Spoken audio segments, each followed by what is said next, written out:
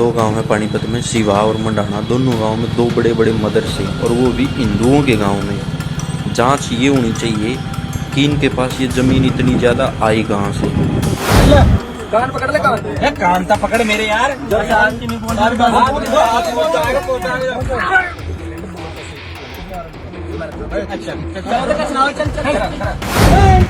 नहीं चलेगा, नहीं चलेगा, नहीं चलेगा। होटल जिहाद नहीं चलेगा, नहीं चलेगा, नहीं चलेगा। होटल जिहाद नहीं चलेगा, नहीं चलेगा, नहीं चलेगा। एक वीडियो सोशल मीडिया पर चर्चा का विषय बना हुआ है। गोदी मीडिया के साथ जो बर्ताव किया गया है उसको लेकर सवाल खड़े हो रहे हैं, और ऐसा क्यों हो रहा है। दरअसल कभी जो एनडीटीवी, जिसके बारे में कहा जाता था जब तक रवीश कुमार उसमें काम करते तब तक अच्छा था, लेकिन उसके बाद अब उसकी स्थिति कैसी हो गई है, इसका एक वीडियो सोशल मीडिया पर वायरल है। वो मैं आपको दिखाने और समझाने की कोशिश करूंगा और बताने की कोशिश करूंगा कि गोदी मीडिया का काम क्या है। इसीलिए शायद आज वो सवालों के घेरे में खड़ा हुआ है। साथ ही साथ और भी खबरें हैं, उन पर भी चर्चा करेंगे और बताने समझाने की कोशिश करेंगे कि इस कदर क्या माहौल जो पैदा करने की कोशिश की जा रही है, कैसे मुसलमानों को निशाना बनाने के लिए विशेष समुदाय का नाम लेकर उनको जो है टारगेट किया जाता है, उनके होटलों को बंद कराने की बात कही जाती है, तमाम तरीके से उनको निशाना बनाया जाता है। आप देख ही रहे हैं देश में किस तरीके का माहौल चल रहा है।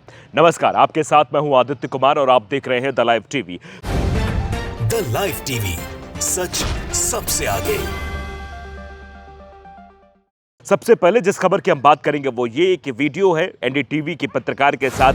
लोग कह रहे हैं हाय हाय गोदी मीडिया मुर्दाबाद के नारे लगाए जा रहे हैं। साथ ही साथ वो तस्वीर भी दिखाने की कोशिश लोग कर रहे हैं कि देखिए कि गोदी मीडिया का आखिरकार हाल क्या है। ये ज़रा आप वीडियो देखिए। इसको वीडियो को देखने के बाद आप इस बात का अंदाज़ा लगा सकते हैं कि हालात आखिरकार किस कदर बद से बदतर होते जा रहे हैं।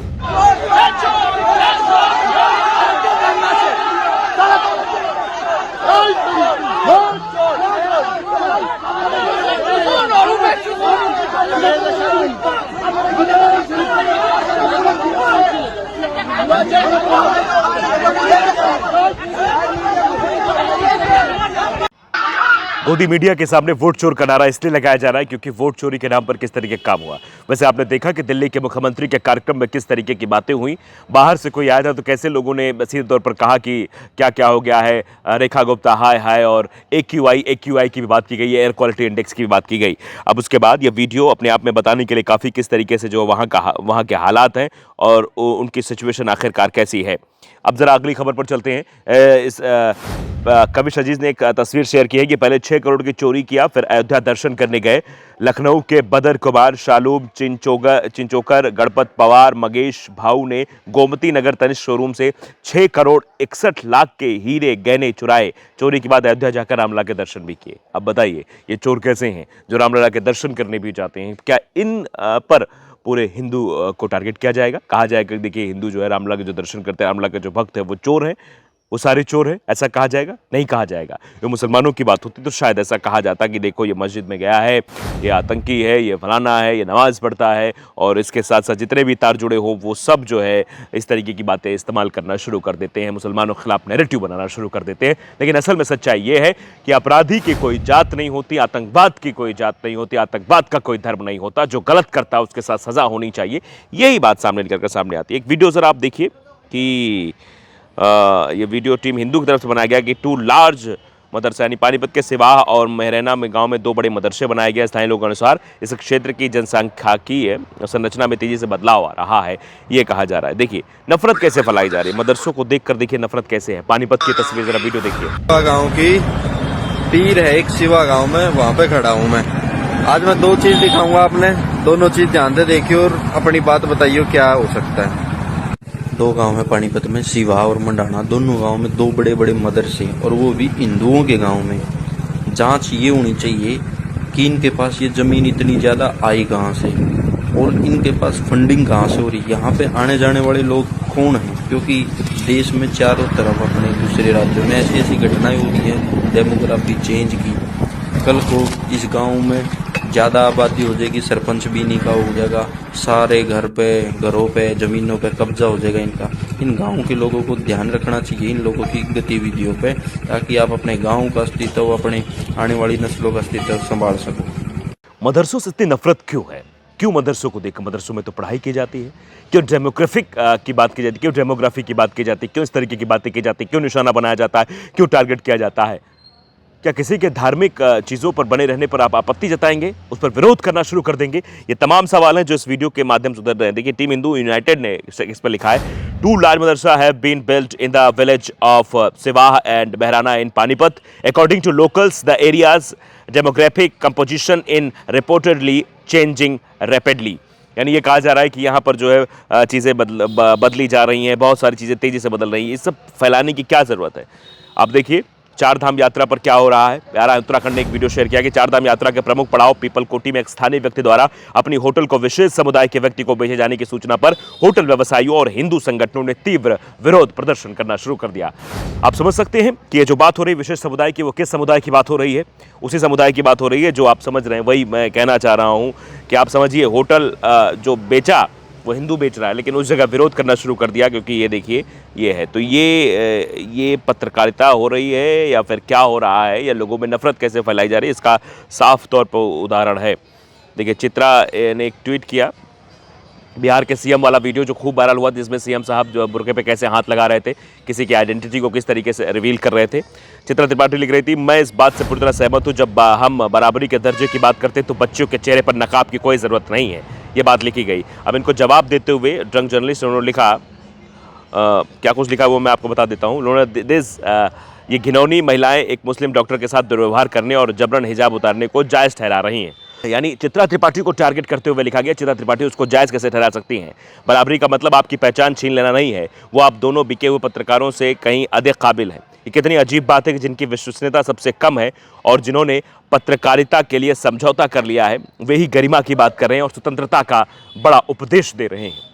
ये साफ तौर पर लिखा है चित्रा त्रिपाठी के इस ट्वीट को लेकर। इसको कैसे जायज़ ठहरा सकते? कोई हिजाब पहने महिला आएगी तो उसके साथ इस तरीके का बर्ताव, सीएम का ये बर्ताव, और सीएम को डिफेंड करने के लिए इस तरीके से चित्रा त्रिपाठी जैसे पत्रकारों का सामने आ जाना, ये दर्शाता है कि इनकी आखिरकार आइडियोलॉजी क्या है, इनकी सोच क्या है। एक वीडियो देखिए ज़रा, प्रशांत राजमान ने क्या है, लो भाई फिर आ गए, मिशन गौ सेवा सनातन कार्य। हमारे मोनू भाई की टीम द्वारा एक और तस्कर पकड़ा गया, लेकिन इस बार मामला उल्टा है, तस्कर हिंदू है, हिंदू के नाम पे कलंक भी। खैर कोई भी हो, कार्रवाई कोई कसर नहीं छोड़ी जाएगी। ये देखिए वीडियो। कान पकड़ ले, कान था पकड़ मेरे यार।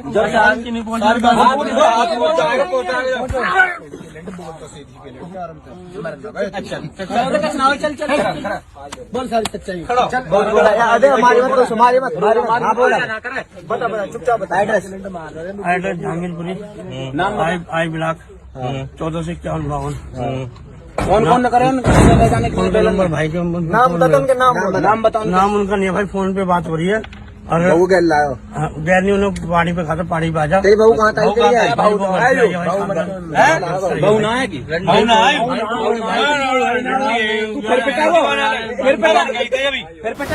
देख रहे हैं, हिंदू गौ तस्कर भी पकड़े जा रहे हैं। ये सिर्फ गौ तस्करी के नाम पर मुसलमानों को निशाना बनाने का जो काम किया जाता है, वो ये वीडियो देखें और सुने और समझें कि किस तरीके से हिंदू भी गौ तस्करी में शामिल हो रहा है। राहुल चौधरी ने पुलिसकर्मी का वीडियो साझा करते हुए लिखा है कि सिस्टम पर बड़ा धब्बा, जब कानून के रखवाले ही भ्रष्ट हो जाएं तो हम आम आदमी कहां जाएं। ये सिर्फ एक नाम नहीं, बल्कि सिस्टम की उस कड़वी सच्चाई का आईना है जहां पावर का दुरुपयोग आम हो गया है। कानून सबके लिए बराबर होना चाहिए, चाहे वो अपराधी हो या पुलिस वाला। यूपी पुलिस का वह एनकाउंटर स्पेशलिस्ट जो कभी अपराधियों के लिए खौफ का पर्याय था, आज खुद 100 करोड़ की अवैध संपत्ति के आरोप में फंस चुका है। डीएसपी ऋषिकांत शुक्ला पर एसआईटी जांच में खुलासा हुआ कि उन्होंने कानपुर में तैनाती के दौरान भ्रष्टाचार, धमकियों और बेनामी संपत्तियों से करीब 100 करोड़ की दौलत जोड़ ली है। ये वही अधिकारी हैं जो कभी T2 गैंग का खत्म करने का दावा करते, लेकिन अब खुद भ्रष्टाचार के दायरे में फंसे हुए हैं। जांच पाया गया कि आय से अधिक संपत्ति बनाना संभव नहीं है। विजिलेंस जांच शुरू हो चुकी है और सस्पेंशन हो चुका है। ऐसे भ्रष्टाचारी डीएसपी पर सख्त कार्रवाई होनी चाहिए, उम्र कैद की सजा होनी चाहिए। लोग ये भी मांग कर रहे हैं।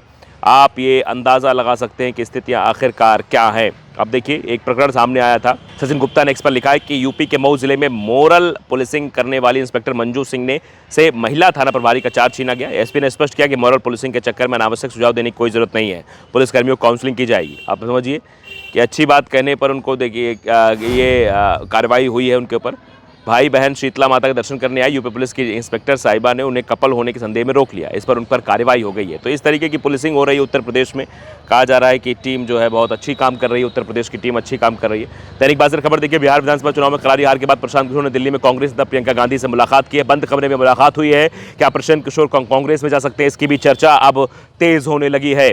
साथ साथ राजीव निगम ने भी चित्रा त्रिपाठी की उस बात को लेकर विरोध जताया। उन्होंने कहा किसकी बराबरी और किसका दर्जा, बच्चियां मैडम वो डॉक्टर बताई जा रही हैं, बच्ची नहीं है। ऐसे गली चलते कोई किसी का घूंघट नकाब उठा देगा क्या? अरे कुछ तो एक बुजुर्ग और सीएम की मर्यादा होनी चाहिए। तो चित्रा त्रिपाठी को भी डांट लग रही, लोग लिख रहे हैं। तो गोल्डी मीडिया क्या हाल है, आप साफ तौर पर देख रहे हैं, आप भी क्या राय है हमें जरूर बताइए। नमस्कार। द लाइव टीवी, सच सबसे आगे।